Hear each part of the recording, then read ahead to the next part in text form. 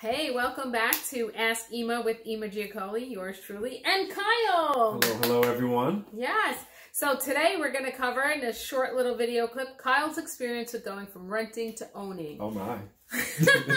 And no less, using an FHA product. For those that are unfamiliar with that, you're able to purchase a home, whether it's single family or multifamily, with as little as 3.5% down. Yes. So Kyle here just walked the walk, managed to go from renting to owning, and here he is to share with you his experience and maybe a little bit of advice on what you can do maybe to avoid certain stressful situations, to say the least, so that you don't feel like you're like running the entire show. Agreed. Go ahead, Kyle. I think I would say that my experience is the advice. To use a quote that one of your professional peers, a good friend of mine, shared with me at the beginning of this process is the team that you work with is very, very important.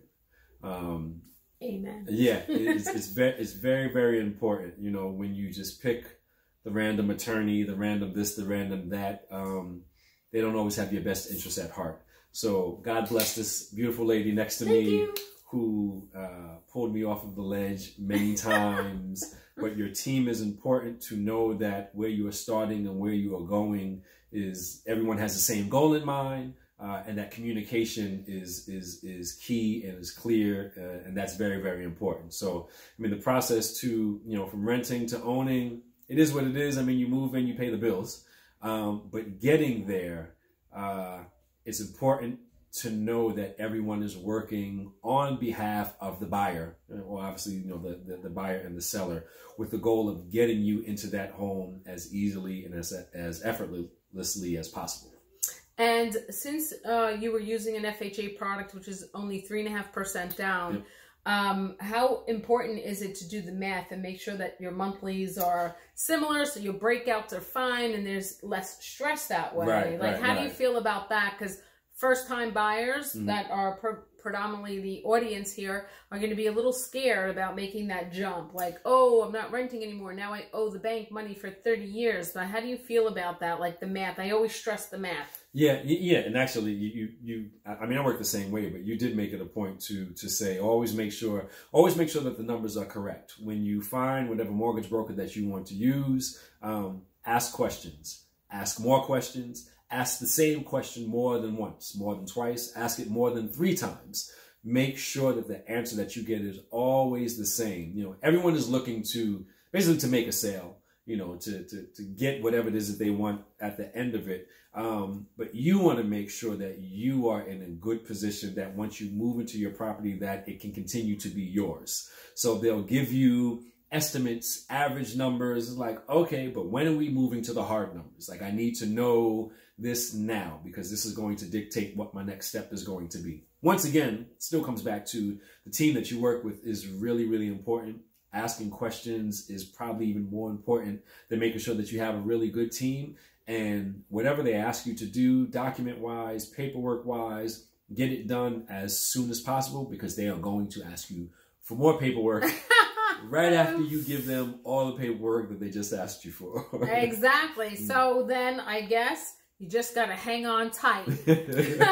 There comes a point during the process where most buyers feel like they're ready to surrender. Yes. And they give up and they're like, I had enough and I'm done and I can't take it anymore. What's your advice for someone in that position?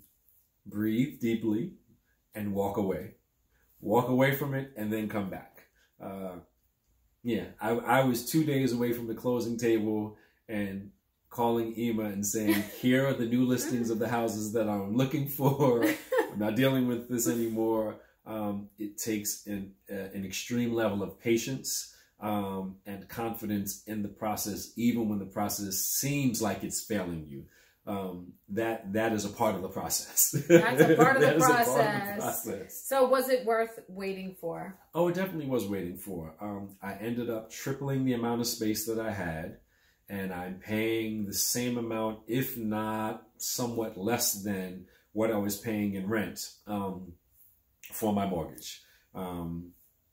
Yeah, it was worth it. It's worth it because now he it. has a home, and in the future it'll be the home that he can pass on. And the great part about owning real estate here in this country is that it's yours forever. Forever. And literally means forever and ever and ever and ever. There is no time limit like that exists in other countries. So that is the basis of home ownership versus renting. So thank you so much. Thank you, Kyle, for sharing. And we'll see you soon, Ask Ema. And any questions? Call us, text us, email 917-569-9881. And I look forward to helping you get your way home. Good night, Kyle. Good night.